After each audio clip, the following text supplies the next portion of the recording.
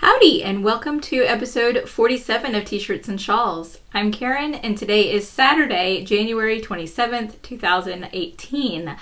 I am recording a few days later than usual because, unfortunately, last week, Luke was sick all week. So he went to school on Monday, everything was fine, and he woke up Tuesday morning and he had a fever and took him to the doctor, and it turns out that he had a big double whammy of the flu and strep throat. So he was out of school the rest of the week.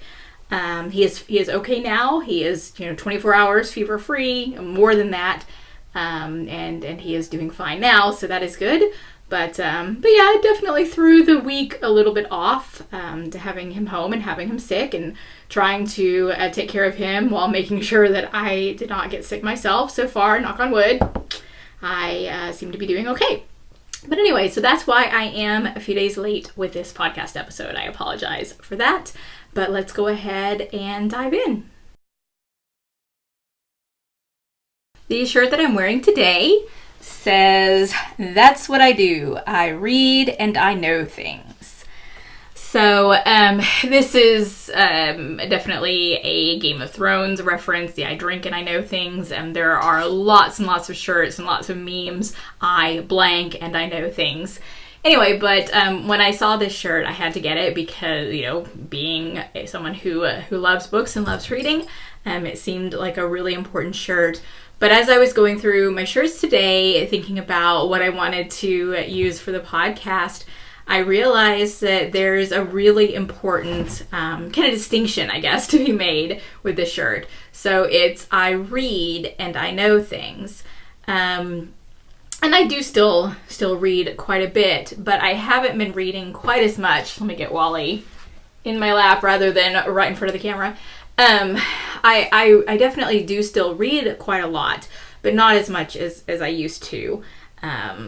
Knitting and doing all the work for dyeing and everything takes up a lot of time that I normally would have spent reading. But I still, do lots of reading. But I realize that I am still, well, maybe not quite at the same rate, but I'm still amassing books at a similar rate as to when I was doing a bunch of reading. And I realize that it's not I own books and I know things.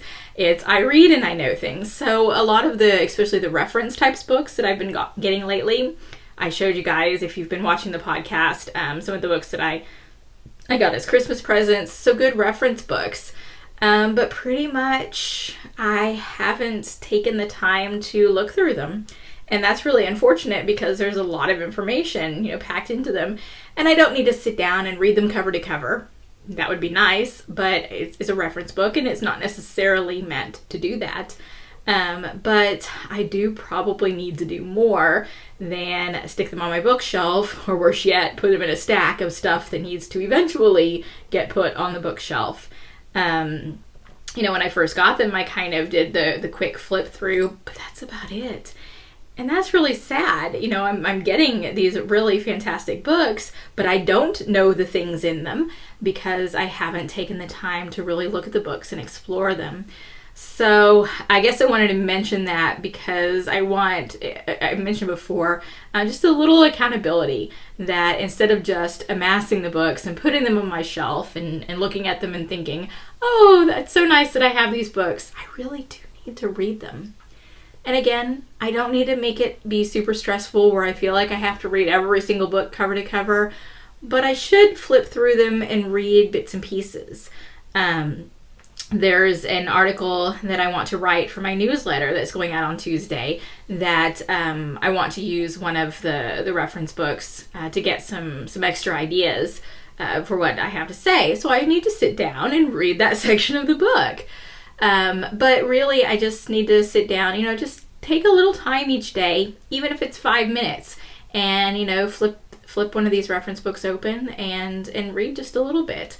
If I have more than 5 minutes, that's great, but even just 5 minutes is a lot better than just having them sit on my shelf unread.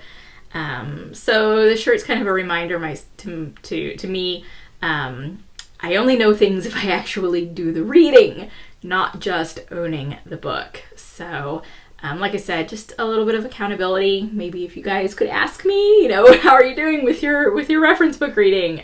That might be a little bit helpful. And maybe you have the same thing. Maybe you have some really great books, especially reference books on your shelf, and that's where they stay. And maybe it would be nice for all of us to get some of those books down and open them up and just read a little bit every now and then. So I mentioned a few episodes back that I needed to sit down with my Ravelry projects page and look through all the shawls and then cross off all the ones that I've already talked about on previous episodes to see which shawls I have still remaining to talk about. So I actually did sit down and do that, and I have a list. It is a very short list now. I think there's about half a dozen or so shawls that are on this list that I have not yet talked about. So I need to knit faster and knit more shawls to be able to share here on the podcast. But anyway, so it was really nice because I looked back at some projects that I've made years and years ago that I really haven't looked back at. So it was a nice way of being able to do that. Anyway, so I picked one that I wanted to share today, and this is a shawl that I no longer own, so I don't get to actually show it to you, and the pictures are decent but not great, so I'll show you a couple of pictures in just a minute. But this is the Milkweed Shawl by Laura Chow. I think it's Chow. I made this in 2009, and apparently I did it pretty quickly. According to Ravelry, I started it on June 15th and finished it on June 29th. Both 2009, so not a year gap. So just a couple of weeks. So that's not too bad. I'll show you the pictures, and then I will say a few things about it. Well, I let Wally go off over here to the side. So this was a very small kind of shawlette type of thing. I made it in this very bright pink yarn, which was actually some Julie spins. I've mentioned, if you've watched the podcast, I have mentioned Julie spins before. So this is Julie spins. It was a merino cashmere nylon, so an MCN yarn. And it was like I said, a pretty small shawl.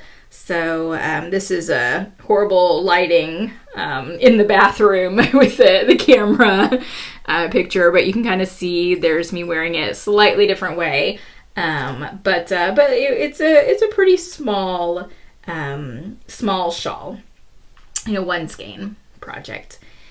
And I did actually sell this one, so it wasn't something that I gave away as a gift. This was that period of time, a little less than a year, that I started putting things on Etsy and I started selling them, and this is something that sold. So here are my notes. So I started it. I've been looking forward to starting this project, so I decided to go ahead and cast on. I got through about row 20 and realized my stitch count was off. I couldn't figure out where I had gone wrong, and since I wasn't that far into it, I just frogged and started again. Second start, and I got to about row 28, so a little further. And once again, my stitch count got off. My attempts to fix it just made things work. So once again, I found myself frogging the whole thing. Third time's the charm, right? And there's more, which I'll get to in just a minute. But I'm just thinking back. I mean, this was 2009 me. I'd been knitting at that time for maybe about 4 years, maybe 4.5. So I was fairly experienced. But I apparently had some issues with stitch counts. This was not I knit several shawls by this point, and done lots of increases and everything. But apparently I was still having some problems with that. So it's interesting just to see some of my, past experiences and how much different I hope it would be if I were to knit this shawl now. Hopefully I wouldn't have those issues. So it says, this time I put a stitch marker before the center stitch so I can check my count throughout each row. Why I didn't do that before, I have no idea. I would never knit a shawl now that has a clear center stitch, especially if there are increases there, without using a stitch marker. I actually prefer to put a stitch marker on either side of the center stitch. So I don't know why I wasn't using that before. No wonder I was having some problems. It says that I also used a lifeline. So I put a stitch marker in and I used a lifeline. And apparently I did need to use the lifeline and rip back at some point. And I guess I messed that up. This may have been one of the first times I used a lifeline. I'm not sure. It says that I got off again and couldn't find out where I went wrong, so I ripped down to the first lifeline. I must have picked up the stitches incorrectly because it just became even worse of a mess at that point. I was ready to just rip it out and find another project for this yarn, but I did have a second lifeline, so I carefully ripped back to it and painstakingly picked up each stitch. I did miss one, but I caught it before I had even started that row. What was I doing with lifelines that apparently I wasn't really able to find all the stitches and pick them up? I have no idea. Anyway, so at least having a second lifeline. So if you're using a lifeline, what I recommend is that you set new lifelines every pattern repeat, every however many rows. Wally is trying to get into a bag. If you hear that in the background, there's a bag hanging on the doorknob, and apparently he wants inside the bag. Anyway, so however often you're doing your lifelines. So when you set a lifeline, a lot of times people will then, you set your new lifeline, a lot of times people will take out that first lifeline, so that way they only have one lifeline going at a time. And honestly, I recommend leaving your lifelines in. It doesn't really hurt anything to leave them in. You can take them out at the very end. It's not going to really hurt to leave your lifelines in. And like me on this project, you may find that you need that second lifeline. And if I had taken that out when I put in the next one, then I would have probably had to rip this project out and start over again. So just little aside there. Keep your lifelines in as you continue adding new ones. Anyway, so apparently I did find an error in the pattern, and I switched to using charts because I found that the charts were easier for me to read. And this may have been one of the projects. I do remember for a long time I did not want to use charts. I really wanted to follow the written instructions. And this may have been if not the project, one of the projects that kind of shifted me over to being a chart reader, because now I love charts and written instructions. I really, especially if it's a very complicated row, I would much rather follow that on a chart than try to read a huge long row of written instructions. I know everyone's different. Charts are not necessarily better or worse. That's just my preference. But this may have been the project that converted me to a chart reader. I don't remember. But I do remember that there was a time of conversion. So anyway, so this was apparently a project that taught me quite a few things. And it's just really interesting looking back on it now. So 2009, June, so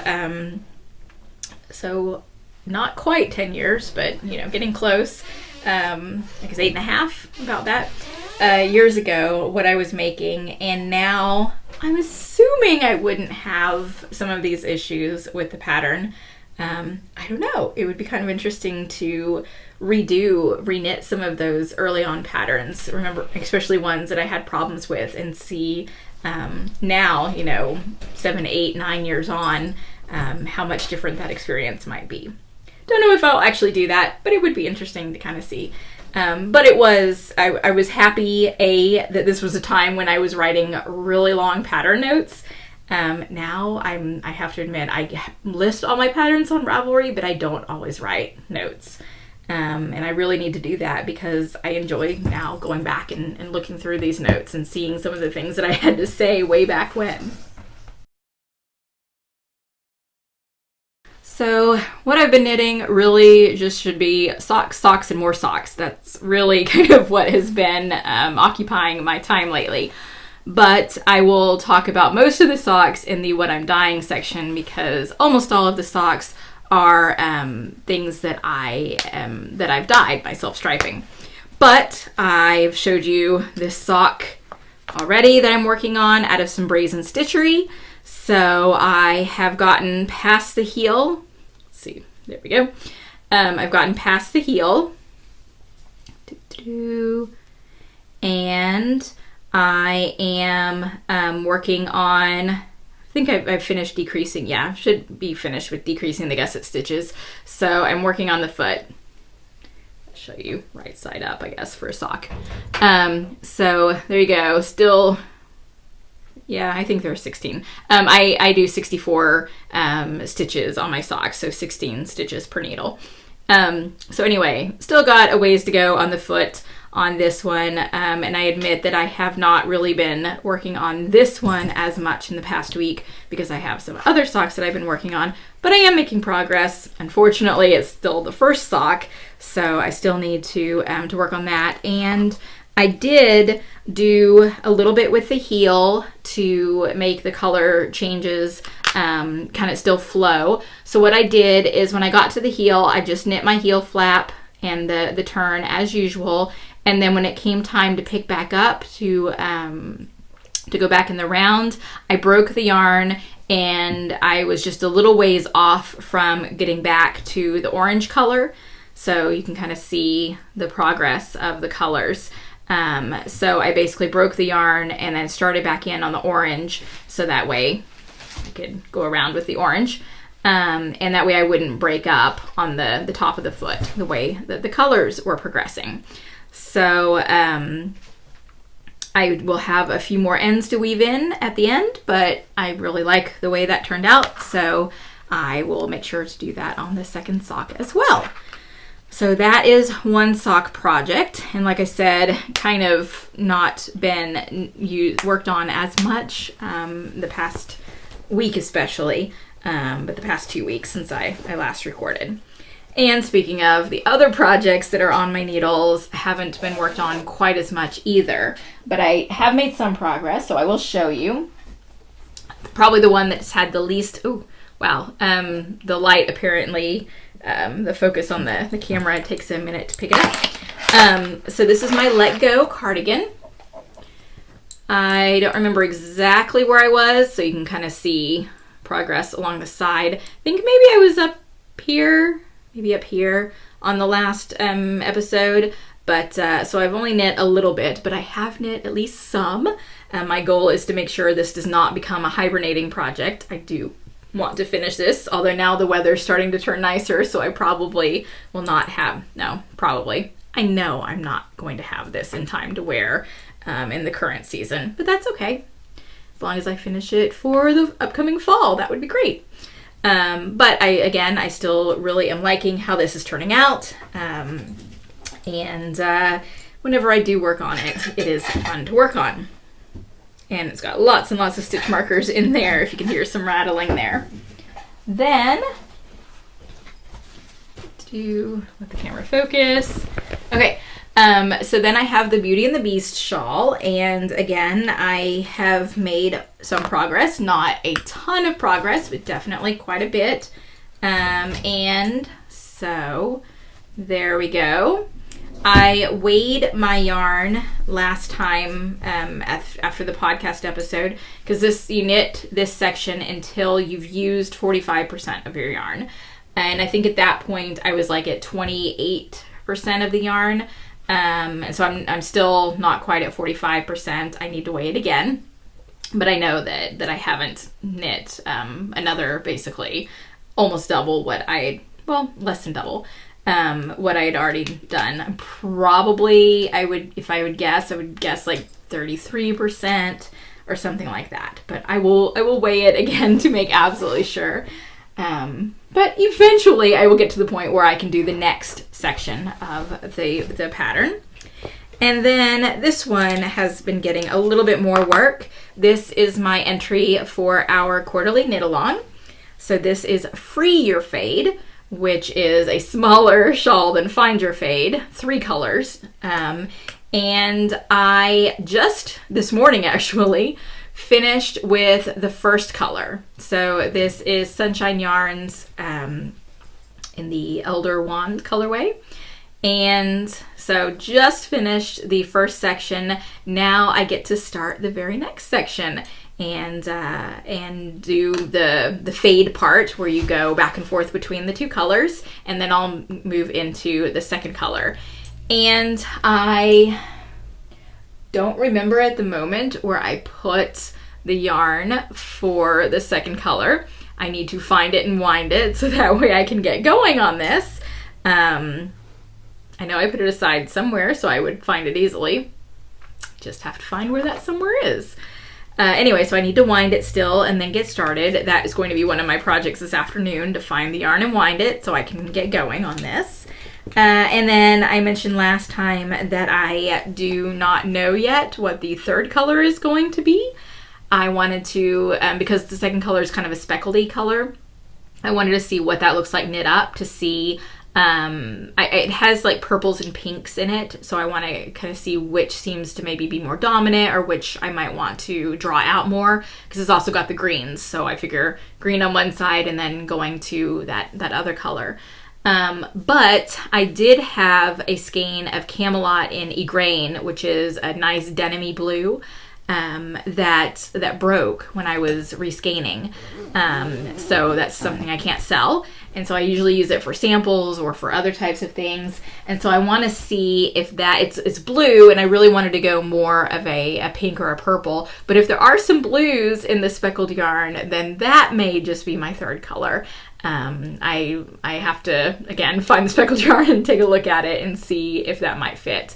But that might be the option that I go with. If not, then I have a couple of things that I could maybe use in my stash, or I may need to do a little bit of a stash enhancement, or I guess it wouldn't be much stash enhancement since I would be using it right away. But I might need to find something else for the third color. We shall see. But I'm excited to start getting that second color in and see how that speckled yarn starts to look and turn out. So, like I said, lots of socks, but mostly socks with the colors that I've been dyeing. So I'm going to talk about that in the what I'm dyeing section. So what I'm dyeing, I have mentioned that this is a year that I really want to focus on self-striping yarn. So that is what I've been doing a lot of with dyeing. I have been doing new colorways, and then I've also been trying to make sure that all of my current colorways are in stock, because there were a lot of colors that were out of stock. So I've really spent the past 2 weeks working on getting all of those in stock, and I am almost there. There is one colorway that is not currently in stock on the website, Sword in the Stone, which is the yellow, black, and gray, and it has been dyed. It's just actually right behind me in this box right here, because it needs to be reskeined.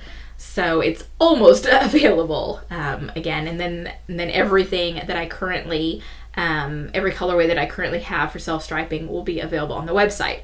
A couple of those only have one skein, so I need to, dye more. I'm building my inventory for DFW Fiberfest, and then everything else that comes after that. So I've been really focused on that. But at the same time, I've been developing the new self-striping colorways. And the first one is Courtly Love. So this is actually kind of what I finished. I finished the sample sock for this one. So Courtly Love, which is available. I sent it out to my email list first, because I want my mailing list subscribers to get the kind of the perk of being on that mailing list, of getting first access to the colors. But I do still have a couple of skeins, at least as of when I'm recording this. I still have a couple of skeins in the shop. So this is Courtly Love, inspired by Valentine's Day, but not exclusive to Valentine's Day. I think I'm going to kind of cut back on the exclusive colors this year as I'm adding in the new colors. So there's that one already available. And then one that I just released that I'm still working on the sample sock of, but I've got pretty far along on the sample. I think I've got one more stripe before I turn the heel. So this is the Underwater Bridge, which is part of a story with Lancelot and Gawain, and going to rescue Guinevere, who has been abducted. Anyways, so the Underwater Bridge. And again, this one I already made available on the website, so my mailing list subscribers heard about this already. And I think right now there's one skein in the shop, but I also, again, in the box behind me, have another batch of that dyed that needs to be reskeined. So that is the second new colorway of the year. So I really like that one. It kind of, to me, has a bit almost of an Avengers feel. I don't know, Alyssa, you said that you really wanted to have this one, and I don't know if that's something that caught your attention, but that to me kind of feels like it. But anyway, I really like that one. Then this one, no one has seen yet, but I'm gonna give you guys a little bit of a perk.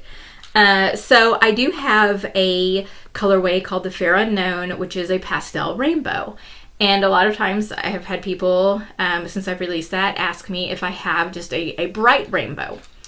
And, you know, I have to say no, because I don't. And I decided, you know what? Why not? Why not have a bright rainbow? So that's what I've done. And I've just barely started the sample sock on this one. So back to the red. So you can just see the color progress. So the red is down here. I started with the orange and then going through the rainbow. Hold on just a second. Luke's calling me. Okay, so the rainbow. And it does already have a name, but I will wait until I'm ready to announce this one before I announce the name on it. But anyway, so that will be the next self-striping that comes out. I'm going to wait until I definitely have a little bit more knit, so I can take a good picture of the colorway. And I would like to dye one more batch before I have it available, because I've only done one batch so far. So maybe another week or two before that one comes out. And again, best way to find out is to be on the mailing list, because that is the first place I'm going to announce when those new colorways are available. So I also have another, so that's number 3. I have a 4th colorway that the first batch has been dyed, and eventually that will go on my needles as well. And as far as I can tell, I'm pretty happy with how it turned out. Usually I wait until I've started the sample sock to make sure that the colors really are working together the way that I want them to work together. So I don't want to, dye a whole bunch of that, or even kind of show you guys what that might look like yet until I know for sure that it's a color that I want to release. So number 4 is kind of in the queue, ready to get its sample sock started whenever I get some of these other ones off the needles. So like I said, I've been knitting socks and socks and socks, lots of samples. I've actually considered getting a circular sock machine. They're really, like, the good ones are really expensive. But I thought that might be kind of a business expense to look into. I mean, I love knitting socks. That really is my go-to travel project, that I really like having a sock on the needle always. But it might be kind of nice to get some samples done a little more quickly, so that way some of the socks that I knit can be the socks for me that I actually want to wear. Although maybe now that we are, the weather, at least here in Texas, is warming up a bit, and I don't wear my hand knit socks quite as much when the weather gets really warm. So maybe it's okay if I don't have a whole bunch of new socks for me right away. But anyway, and yes, I know that I could do sample knitters for the socks, but I kind of really like doing them myself. And also, I don't know if I would really like to do the circular sock machine. Even if I invested in one, because I really do enjoy knitting the socks. Even though I have a whole bunch on the needles at once, it's actually not something that I've gotten tired of. So I guess that's a good sign. So that's a big chunk of what I've been working on with Roundtable Yarns. Let me check my notes. The other big things, quite a few big things actually. Roundtable Yarns just last week celebrated its 3rd birthday. So 3 years ago is when I announced that I was starting Roundtable Yarns. I'd already been, putting the work into it, getting the logo, getting, all the business plan and everything underway. But that was when the public announcement happened. So 3 years old now. So that's exciting. And then I have a new event that I get to finally talk about. So there is a fiber retreat that I have kind of had on my radar for a while. I've heard good things about it. And I know at least one person here in Dallas, not someone that I know really well, but someone that I know in the fiber community, went to this retreat. It is in Tennessee. I will tell you the name of it in just a minute. Anyway, so it's kind of been on my radar as a retreat that maybe I would like to just go to at some point. And then I noticed that they did a call for vendors. So they have a very small vendor market that is just open to the retreat. And I thought, why not? You know, this is a retreat I'm actually interested in. That would definitely be a good reason to get me to go if I happen to be one of the vendors. So I went ahead and applied, and I'm super happy to say that I got picked to be one of the vendors. But I couldn't tell anyone because the retreat organizers asked us to keep our involvement quiet because they wanted to make kind of a big announcement about who the vendors are going to be. And so I've had to sit on this news for quite a while, and I was good. I didn't tell anybody except my husband. So I didn't tell anybody about the retreat. And now the announcement just came out last week on Friday, not yesterday Friday, but I think the Friday before. So I can finally say that I am going to be a vendor at the Into the Wool Fiber Retreat, which is in September in Tennessee. I can't remember the exact town in Tennessee that it's in, but I will link to the website in the show notes. So this is a retreat that has 100 people total, and that includes the vendors, of which there are 8 plus the 2 organizers, or maybe there's 7 and 2 organizer. Anyway, so the 100 people includes the vendors. So there are 8 or 9 vendors, and then 2 organizers, and then the retreaters. And like I said, the vendor market is open only to the people who are at the retreat. And the nice thing is that the vendor market is open for a small window of time.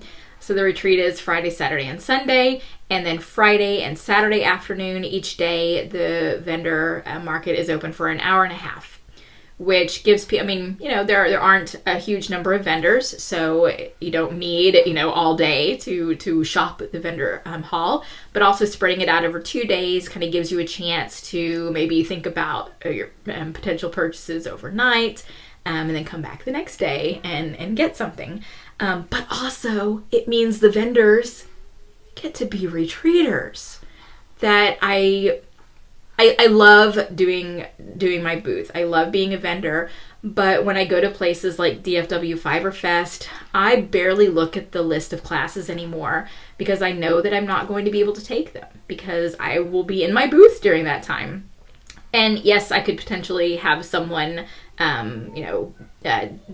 do my booth for that time, but that's a 3-hour chunk. That's a lot of time to not be in my booth. If you haven't figured it out, I am a little bit of a control freak, but anyway, but that's a lot of time to not be in my booth. So I usually don't look too hard at the classes because I don't want to get disappointed in what I'm missing. So I'm really excited about the retreat, that the vendors are really part of the group, part of the retreaters. We're not just this, here's the vendor market and we're kind of separate, or we just don't have time to participate in all the other activities. So I'm really excited about that. I'm looking forward to taking that time in September to get away, and to be in a group of like-minded people. It is a retreat that is very reasonably priced. You're not staying in luxury accommodations, but you're getting accommodations plus meals. I think it's $325. So for 3 days. So I think that's a really good price. Plus basically getting to spend time with other like-minded people, getting to do a little bit of shopping.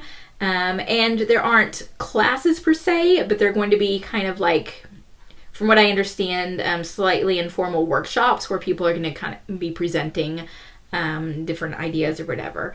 So if you want to do that, you can do that. You can just sit around and knit, or crochet or spin, or whatever you would like to do. And I think it just sounds like a fabulous time. So I am really excited that I get to go, and that I get to bring my yarn with me. So if you are interested in this retreat, registration starts, I believe it's February 2nd. Again, I will link the in the show notes. I know that it's right at the beginning of February. So very soon. There are, only a certain number of spots. So if you are interested, then you probably want to decide and register sooner rather than later, because I'd hate for you to miss out because it's full. I'm not sure how fast it fills up. But I would love to see some of you guys there for sure. And if there's anyone who wants to come from the Dallas area, I am at this point planning on driving. And because we actually just have a 6-foot table rather than an entire 10 by 10 booth like I normally have, I won't need to bring like my grid walls and all that. So if you're going and you're from the Dallas area and you want to drive, I will have a passenger seat free. So we can talk about that. That way, I think it's about a 12-hour drive. I'd love to have a little bit of company during that time. But anyway, that is a lot of stuff that's going on. So a lot of events. So April, DFW Fiber Fest. June is Houston Fiber Fest. August is the Yarn Crawl. And I'm sure I will be back at the Knitting Fairy for that. September will be the Into the Wool Fiber Retreat, and I've decided to return to the East Texas Fiber Festival in November. So I feel really happy about kind of the schedule of what I will be doing this year. But that means I need to really work on building up that inventory, especially self-striping, because there's not a lot of time in between some of those events. And what else am I talking about? Samples. So I have had several samples come in. I think I've mentioned that I've asked people to knit and crochet samples of my yarn. So the first one that I got is a crochet project. Actually, two of the ones I have are crochet projects. So this is a scarf. So I'll show you close up crochet. The pattern is called Lacy by Karen Hooley. And this is out of my Cornwall, which is a DK weight BFL Blueface Leicester in the Ambrosius colorway. So it's purple, but there are little hints of aqua that show up in there. So I'm really happy with how this turned out. So thank you to the sample crocheter. And I'm looking forward to displaying that in my booth.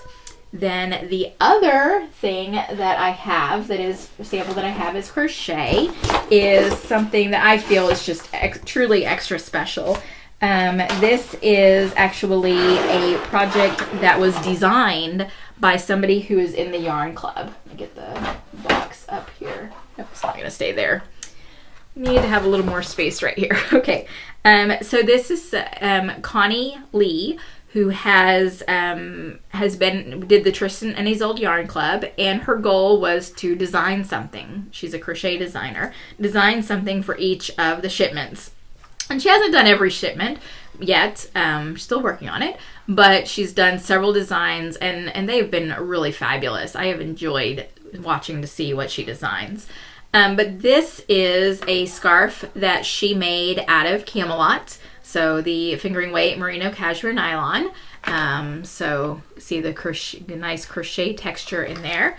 And she added little things to the end of it. So she actually made these herself. These little, I guess, clasps, almost kind of like stitch markers. And then these crystals that she wrapped wire around. And then this shawl pin right here that she made herself. And she is letting me display this in my booth. And then I will also have, all of these, I will also have the patterns as well available in the booth. So this is, here's Connie's card. And again, I will link to her in the show notes. If you are a crocheter, then I definitely recommend checking out the stuff that she's been doing. She's been doing really, really fantastic work. She also sent me a really nice note, and then she made some stitch markers. So, sorry, those are swinging. So some stitch markers, and these are the kind with the clasp. So they're nice, either progress markers or the markers to mark the right side of the work. And then she is in Virginia, and so this is some yarn that from her yarn shop, a local dyer there, that she sent me as a thank you as well. So I got kind of a nice little package, and I guess technically this should be in what I'm stashing, but I'm going to talk about it here. So I've got this nice locally dyed yarn that she sent me. So that is really thrilling.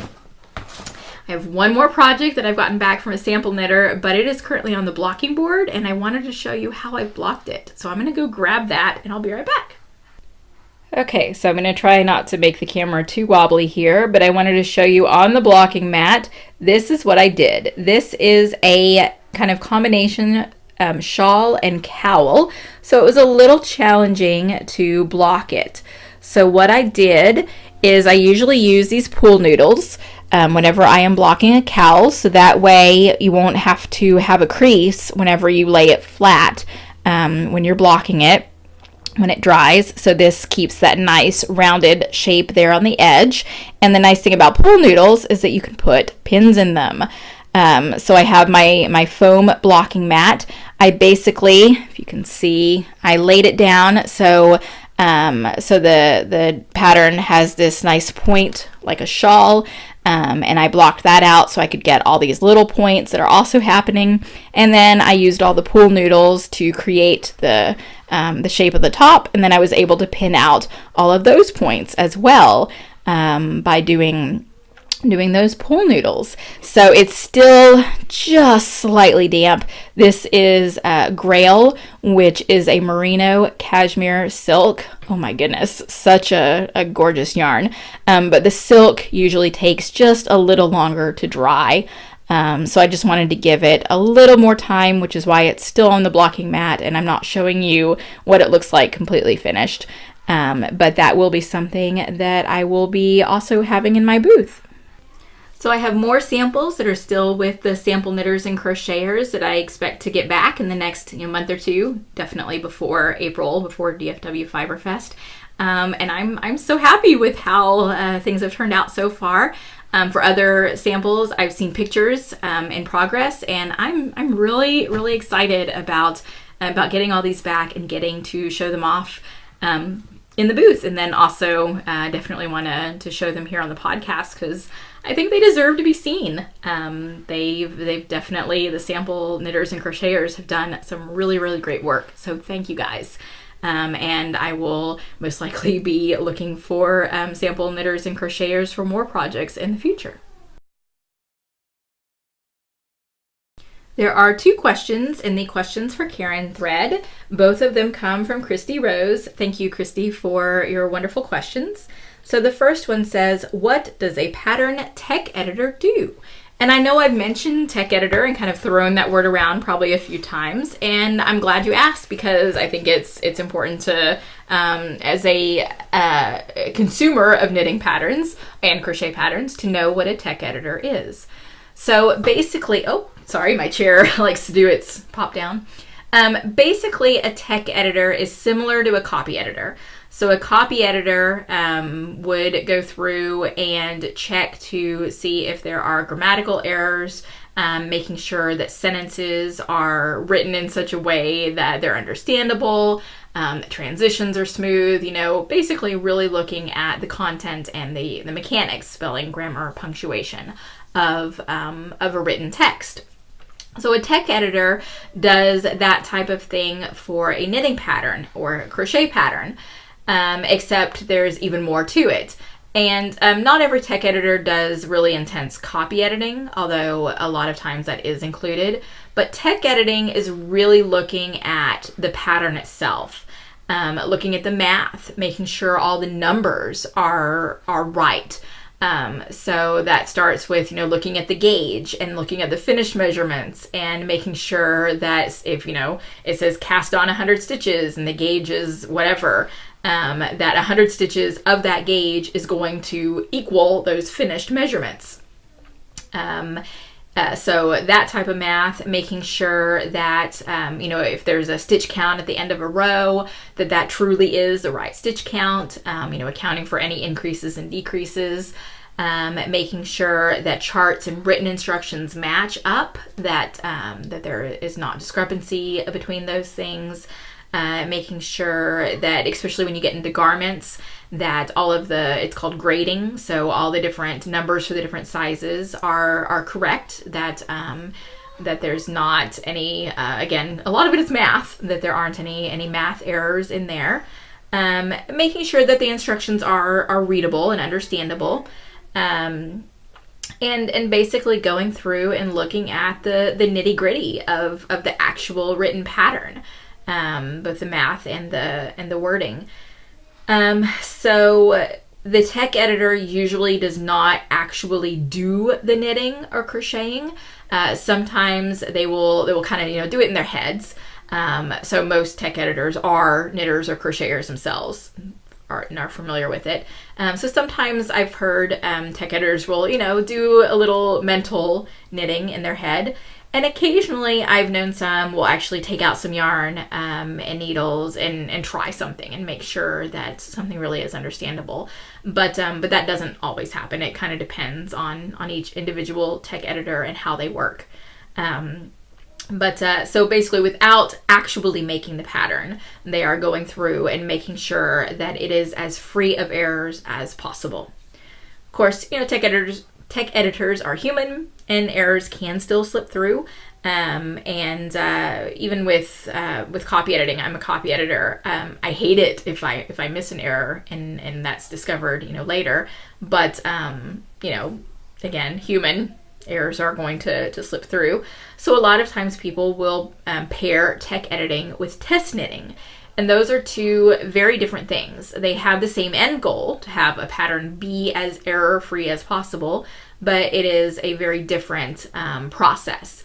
So a test knitter does the actual knitting of, and I'm saying knitting, but it's the same for crochet, the actual knitting of the item and making sure that the instructions as written can be followed.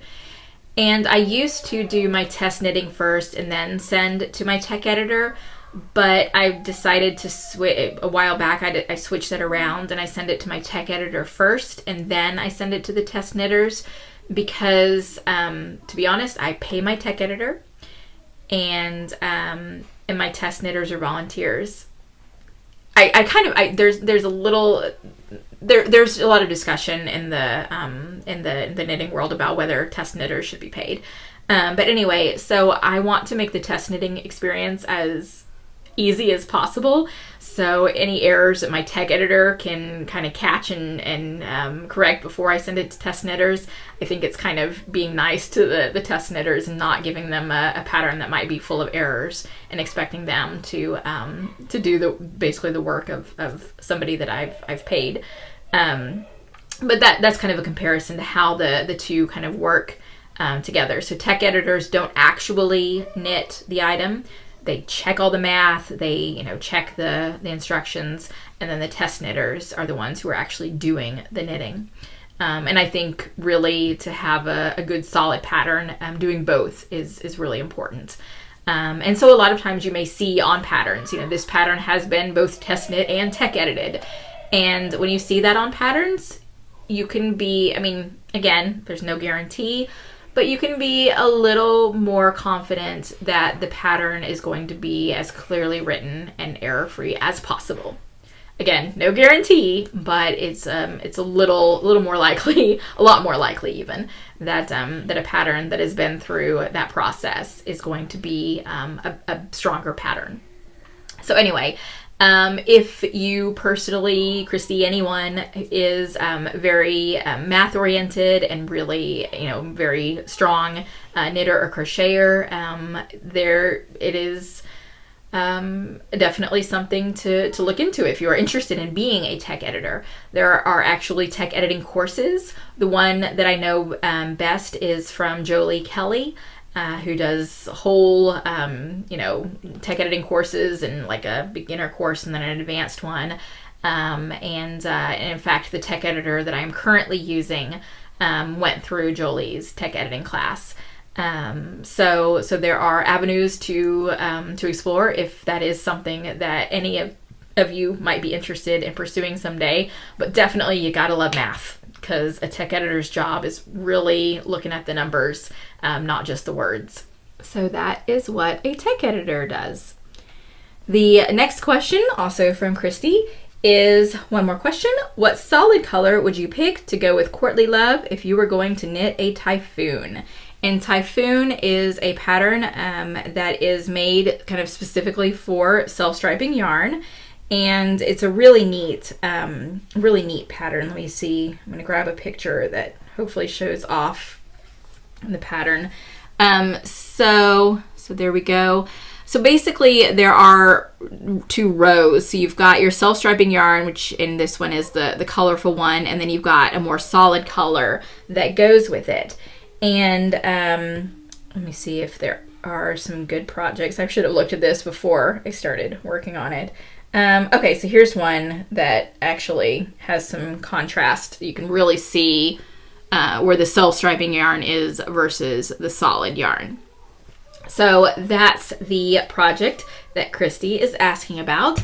So I will be right back. I'm going to grab some yarn and show you some potential color combinations. Okay. So Christy is asking about what color would look good in that project with Courtly Love. So I brought the little sample so you can see what they look like. So we're gonna do the kind of my go-to. It's always something in the gray family. So I pulled Night, which is a charcoal gray. So there's that. Or Excalibur, which is the lighter gray. Maybe, yeah, there we go.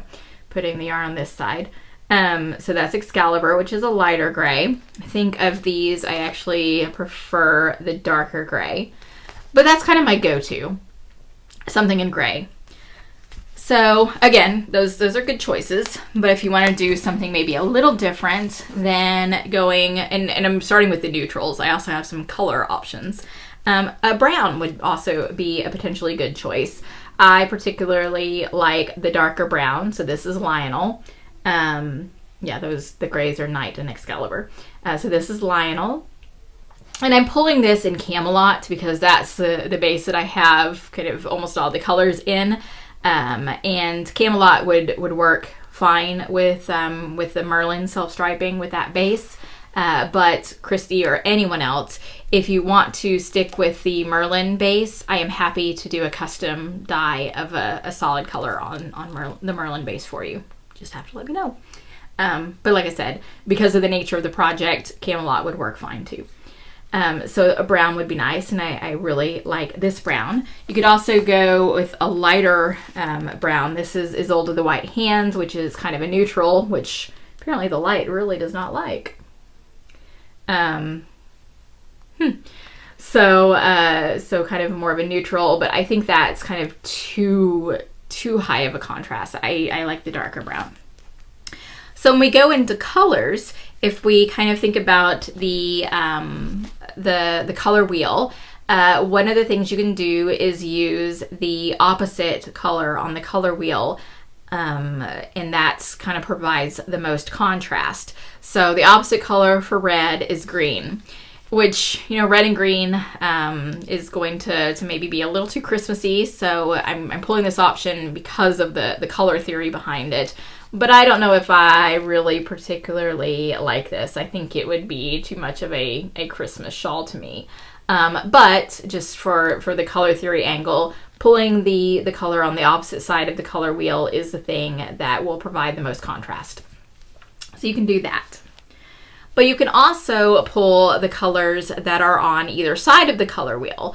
So for this color, for red and pink, that would be the purples and the oranges. And honestly, I put orange beside this, and I'm not even going to show you on camera because it just, at least the oranges that I had didn't really look very good.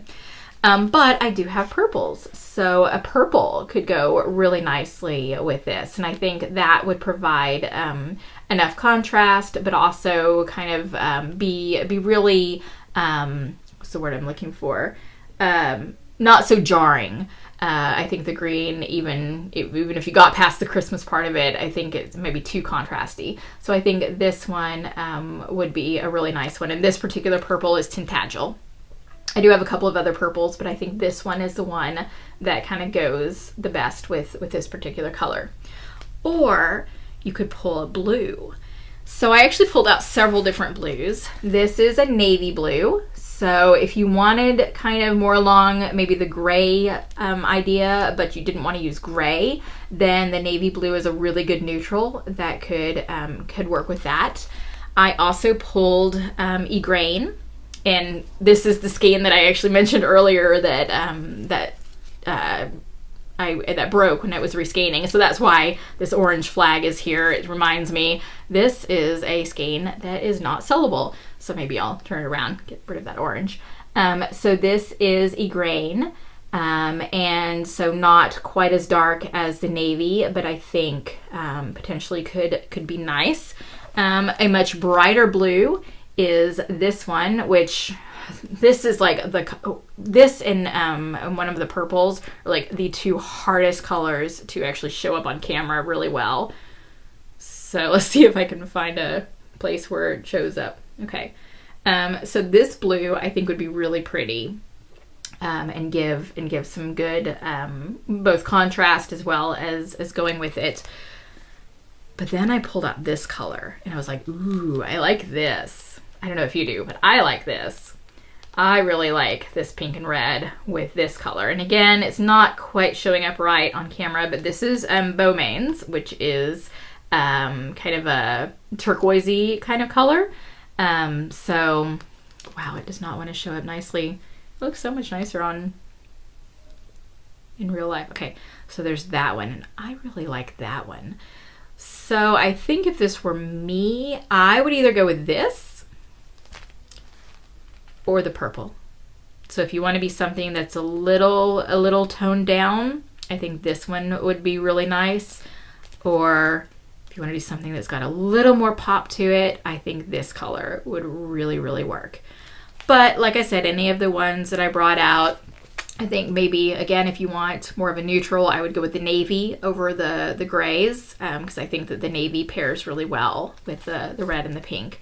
But the browns or grays are fine too, or like I said, the brighter blue if you really want to add that pop. But this one I think is my favorite with that one a close second. And now that I'm looking at it, I almost really want to do the purple. So maybe now this is becoming my favorite. Changing my mind on screen. So those are some ideas of some colors that you might want to put together with Courtly Love and see what works in that really fun pattern that is made for self-striping. So in the show notes under this section, questions for Karen, I will also link the pattern so you guys can see that as well. As for what I'm reading, I am still reading the Throne of Glass series by Sarah J. Maas. I believe it's Sarah J. Maas. I am in the third book, although I'm almost done. I have, according to the Kindle time, I have a little over an hour of reading time left in that book. And I have to admit, this book, at first, so it's the third book in this series, and the beginning of the book kind of dragged. I mentioned in a way earlier podcast episode about second book syndrome, where the second book, the job of the second book is really to bridge the first and the last book and to be the setup for what happens in the third book. So when you're talking about a trilogy. So with a multi-book series, sometimes you don't get that second book syndrome, usually not in the second book even, and sometimes it still happens, and this book felt like that. That there's a lot of stuff that happened in the first two books. Now there's a lot of stuff that is clearly going to happen, but the characters are not quite ready to face those big things, so they need more time to develop. And this feels like that develop book. And it so there were kind of three main characters, and it splits those three main characters where the probably the absolute main character goes off somewhere else.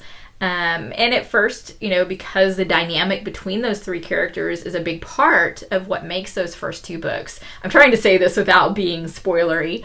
Because that dynamic between those characters is a big part of those first two books, having that dynamic be separated was a little bit jarring. I can totally, now that I see where the book is going, I totally see why it needed to happen, and why all three characters, couldn't all go off on a similar adventure.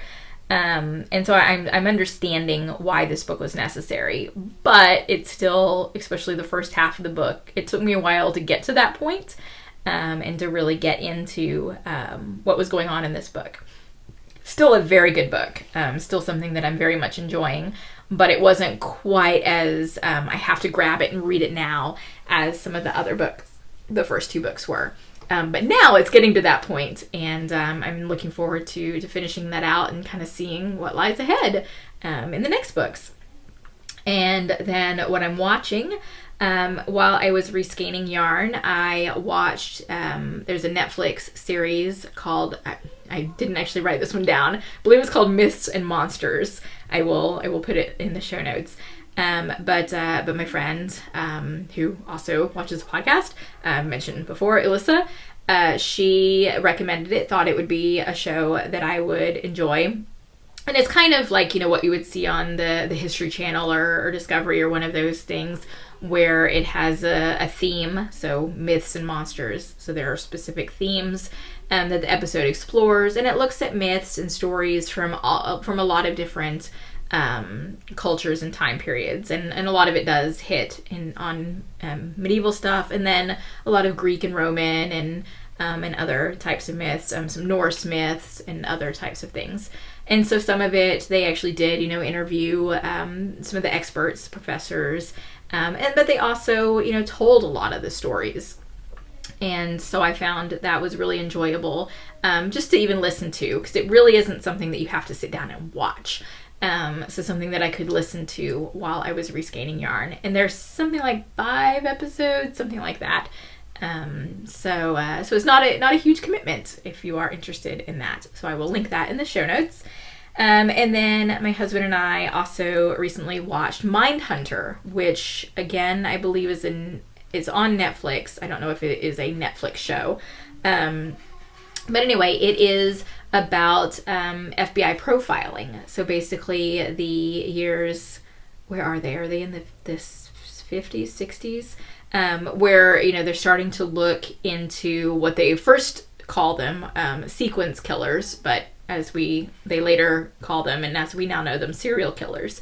And really looking at the, the psychology behind why they did what they did, and they actually went out and interviewed serial killers who were in prison, so that way they could try to put together a profile of if there is a crime committed, maybe they can put together a profile so it can help figure out who they're looking for, but ultimately so that if there are some of these warning signs or triggers, that they could potentially stop crimes from happening. So the show itself is technically not a true story in the sense of everything that happens is true, but it's based upon I can't remember the guy's name right now. Yep, his name is slipping my mind, so I'm sure it will be in the description of Mindhunter, or maybe I'll remember to put it in the show notes. But basically one of the first FBI profilers, the guy who was putting this together. So the show is kind of based off of him and his work, but the main characters neither one has his name, and the main characters are fictional. The serial killers that they are interviewing, however, are real. I mean, the actors they're actors, but they're portraying real serial killers. So it's kind of this combination of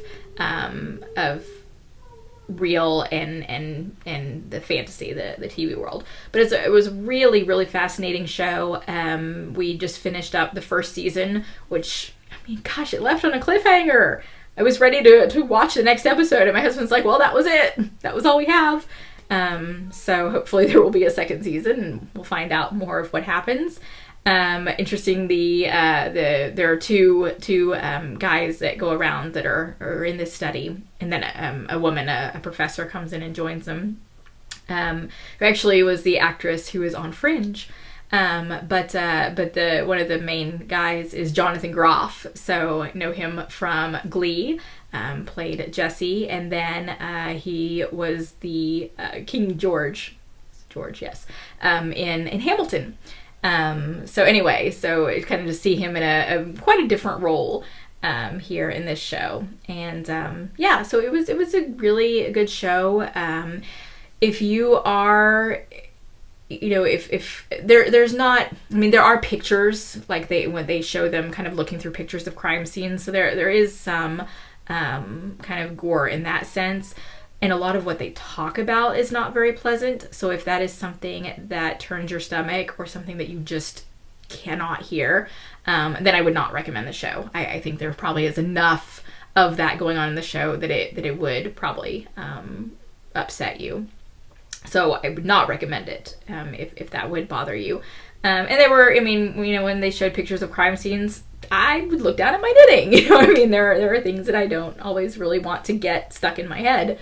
But it was definitely interesting to look at kind of the whole profiling thing. Although there is someone else in my knitting group, hi Terry, who her background is criminal justice and all that, and so we were actually talking about it in our knitting group this past week, and she said really all that profiling is a very, very, very low percentage of accuracy. And forgive me, Terry, I don't remember the exact percentage, but if I remember right, I think it was a single digit. Is that right? I hope that was right. So very, very low accuracy with the profiling, which is kind of interesting to put that into perspective of all the stuff that I'm watching. Anyway, so that's kind of what's been occupying I'm looking at my notes, occupying our evenings as we've been watching through that. And then the other thing, this isn't really what I'm reading or watching, but it's a big part of what we've been doing recently, is we've been playing a lot of board games. And by board games, I'm not talking about Monopoly and Chutes and Ladders and Candyland. I'm talking about like really, I don't mean to necessarily like stomp on those, but wow, there are so many better games out there. Some that are so much more fun.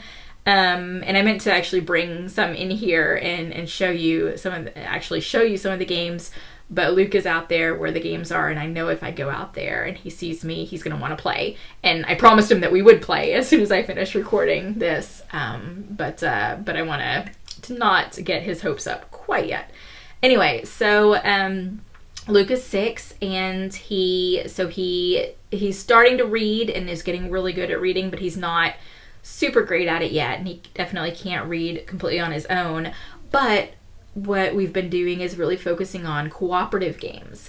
So there are actually cooperative board game versions of Dungeons and Dragons. So there's one called Tombs of Annihilation, which is the one we've been playing and what we're going to go play whenever I finish recording this.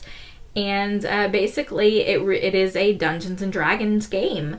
But it's set up in a way where there's not necessarily a dungeon master, the person that is, controlling the story. So, we work cooperatively together so we can help Luke and show him, okay, this is what your powers are and what you can do. And we go and fight the monsters and do the different tasks that we are supposed to do. And then we found other cooperative games that have been really fun. One of our current favorites is called Castle Panic. And basically you are defending your castle from the monsters who are coming to attack. And you work together with the other players. So again, it's something that you know, if there are cards that Luke has to read, because we are working together, you know, it's not like we have to hide our cards from each other. So, you know, we can show them all out and help him figure out what his cards do. Although now he's, you know, we've played it so much that he doesn't have to read the card. He knows just what the image on the card is, what it does. And we recently got one of the expansions for that game, which has made what we thought we were finally getting. And it's a game that's not easy to win. And that's something else that I like, that you're not guaranteed to win every time. But we were getting to the point where we kind of had gotten some strategy figured out. And then we got one of the expansions. There are 3. We've got 1 now. Man, that expansion really threw our strategy for a loop, and we have not yet won a game with that expansion, but we're working on it. Anyway, so that's a lot of fun. We've been playing, there are games that have like junior versions of it. So there's Carcassonne and Catan and some other of those types of games, kind of the tile building types of games. And resource collecting and whatnot. So we've been playing those, and recently we got the regular version of Carcassonne. So we've actually moved on from my first up to the regular version, and Luke has actually been doing a good job playing that one. And we also have we just have gotten a bunch of games. I know there are several others that I could probably mention. That are just slipping my mind, the exact ones right now. But we've really gotten into playing games lately, and it's a lot of fun because, like I said, Candyland, where you just draw a card and there's a color and you move to that color, that gets really boring. Hang on just a second. So Luke came in to check to see if we were ready to play games. So like I said, it's been a lot of fun and really been enjoying it. It's a lot more challenging than just kind of the basic games that at his age a lot of times, at least I grew up playing. So I'm really enjoying exploring these games with him. And what's even better, so I mentioned Terry just a little bit ago, she and her husband actually own a game store, so a toys and games. So that has been a really good resource for us. We can go in and ask, you know, what do you recommend so that we can play. I actually gave several games as presents for Christmas. And we went in there and just said, okay, so we've got a 6-year-old girl and an 11-year-old girl. What can they play together? And they were able to help give us some suggestions. So really, really fantastic resource. So if you are in the Dallas area, this is in Mansfield. It is called Sock Monkey Junction, and I will link to that in the show notes. Fabulous resource for those of us in the local area. And I think if you're not local, I think you can still, if you would like to contact them online, I think that is an option as well. So really, really happy to make use of another small business and to explore things that are fun and exciting. Get Luke, it actually does help him practice reading. It's helping him practice, you know, thinking of logic and of strategy and those types of things. So it's really a lot of fun. And so that is what we've been doing quite a bit of on our weekends lately. So a reminder about the first quarter knit along. The theme is any shawl that you are making for yourself. So I showed you my entry earlier. That is the Free Your Fade. That is a shawl I'm making for me. And several of you have posted works in progress on the chat thread. And just, it says 19 hours ago, we have our first FO. So Nerdy Mama 42 made Evremond. It is a shawl that has a little bit of brioche. So there you can see those stripy sections that have brioche in it. And it looks really fabulous. I love the colors. They're definitely my colors. So it's a really, really pretty shawl. So Nerdy Mama 42, fantastic job. And you are now entered to win this quarter's prize. So the prize for this quarter is, and this is a suggestion that I got from my friend Elissa, that what kind of prize you should get. it's a shawl pin. So I went to the Knitting Fairy, my local yarn shop, and I found this shawl pin and I couldn't resist. I'm sorry if you're not a cat person, but I couldn't resist the one with the little cat ears. So this really pretty shawl pin. It is, and I always butcher this pronunciation, made by Knitting Lanyep, something like that. You can see it right there. Who is somebody that does quite a few things. They do stitch markers and pottery and obviously shawl pins and other types of things. And are usually found at the local festivals here. So if you're going to go to DFW Fiberfest, they will be there. But I thought this shawl pin was really cute, and I thought that was a great idea for the prize for this quarter. So anybody who posts an FO in the FO thread before the end of the quarter, so the quarter ends the last day of March, will be in the drawing, which will be randomly selected for the shawl pin. So one FO so far. If you have finished a project, make sure you post in that FO thread. You still have plenty of time. We're still in the first month of the quarter. The quarter runs through the end of March, so still lots of time to get your shawl finished. Hopefully I'll finish mine within the quarter myself. But anyway, I'm looking forward to seeing what you guys are making. So thank you so very much for watching. Again, I apologize about the delay. The good news is that Luke is definitely not sick anymore. His fever has been gone for quite a while. His activity level is completely back to normal. So I think we're good to go, fingers crossed. Everything seems to be back to normal. Looking forward to Monday when he goes off to school. Thank you so much for watching. If you are a new viewer, I hope that you will come back and check out the podcast again or go watch some of the previous episodes in the meantime. Usually it's every other Thursday that I release an episode. And those of you who are returning viewers, thanks so much for coming back and spending this time with me. If you have any questions, please feel free to contact me, and then definitely go over to the Ravelry group for the podcast, for the discussion thread, and I'd love to hear some of your thoughts. If you have board games that you want to recommend, if you have any of those colors that match up with Courtly Love that you might want to suggest, it was your favorite for Christy, definitely come talk about it in the discussion thread, or anything else that you want to discuss that I mentioned in this episode. All the links to things I mentioned will be in the show notes, especially the Into the Wool fiber retreat, because the signups will be very soon for that. Like I said, somewhere around the beginning of February. I think it's February 2nd. I'll double check that date. But I would love to see some of you guys at the retreat, spend a weekend together, just us and our knitting and crocheting and spinning. And I will, as long as everyone stays healthy and everything is good, I will be back on my regularly scheduled Thursday, so just under 2 weeks. So until then, happy knitting.